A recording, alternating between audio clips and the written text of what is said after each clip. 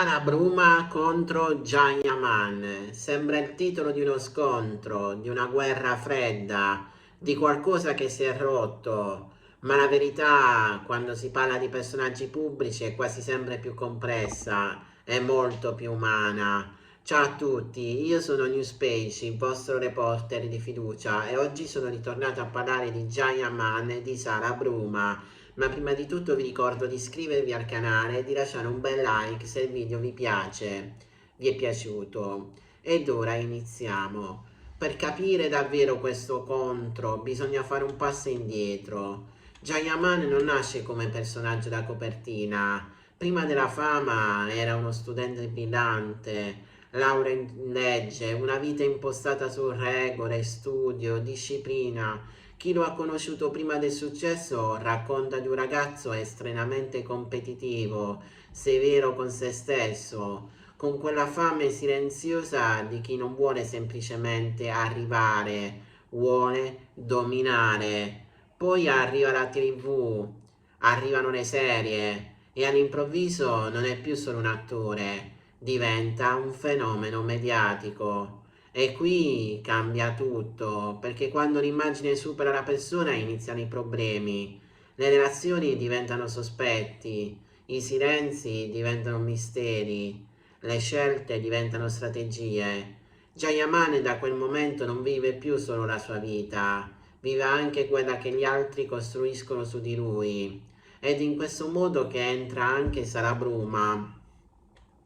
Sara nasce con un percorso completamente diverso, legato più alla comunicazione, all'immagine, al mondo social, rappresenta l'altra faccia della fama moderna. Se Gian è nato nell'epoca della TV, Sara è figlia dell'era digitale, percezione, narrazione, presenza costante, due universi che sembrano compatibili, ma che in realtà funzionano con regole opposte. Quando due persone così finiscono nello stesso vortice mediatico, non serve neanche un litigio vero per creare uno scontro.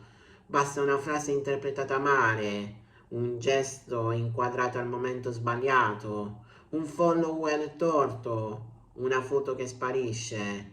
Ed ecco che nasce la storia. Il pubblico non vede più Gian e Sara come individui, ma come simboli. Lui diventa l'attore che cambia, quello diventato distante, quello che non si ride più come prima. Lei diventa quella fredda, quella che ha detto troppo, quello che nasconde qualcosa. Ma il punto è un altro, quando sei sotto osservazione continua, anche respirare diventa una dichiarazione. Nel passato di Jayaman ci sono stati dei momenti simili, periodi in cui i riflettori non erano puntati sul lavoro, ma sulle voci. Ogni intervista veniva analizzata, ogni parola pesata, ogni espressione studiata. E chi lo segue da anni sa che lui ha sempre avuto un rapporto complicato con l'esposizione emotiva. All'inizio più aperto, più spontaneo, poi sempre più controllato, quasi protettivo, non freddezza, ma difesa. Sara invece è abituata a un linguaggio diretto, immediato, emotivo, comunica in modo diverso. E qui nasce il cortocircuito, due stili, due ritmi, due modi opposti di gestire la pressione. Il pubblico però non vuole complessità, vuole una storia semplice. Lei contro lui, colpa di qualcuno? Dramma. E così ogni gesto diventa un indizio, ogni silenzio una prova, ogni sguardo un messaggio nascosto. Ma la verità è che spesso non c'è nessuna guerra, c'è solo stanchezza. La stanchezza di essere sempre interpretati, di non poter sbagliare tono, di dover sempre essere all'altezza dell'immagine.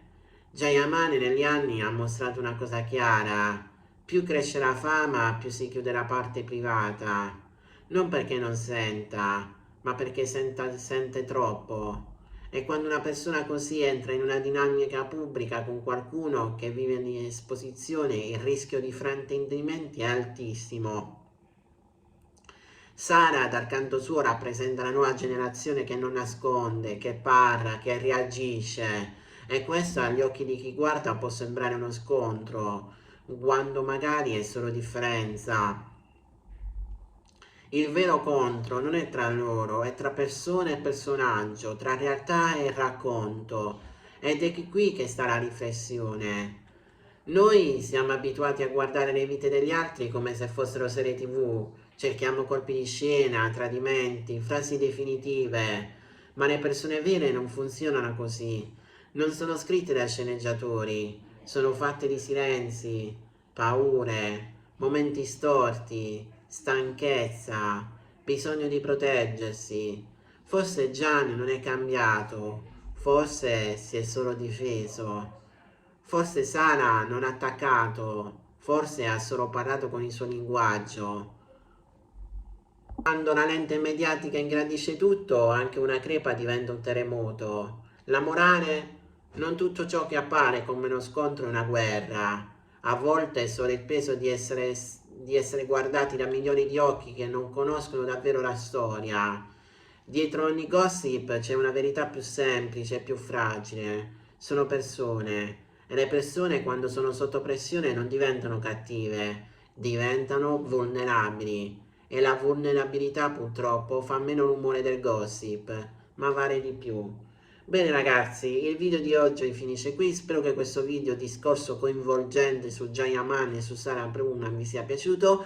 Vi ricordo di iscrivervi al mio canale YouTube, di commentare, di condividere il video su tutte le pagine social. Dal vostro reporter di fiducia è tutto, a presto su Newspage, che non so quando farò un nuovo video, ma di sicuro ci sarà. A presto.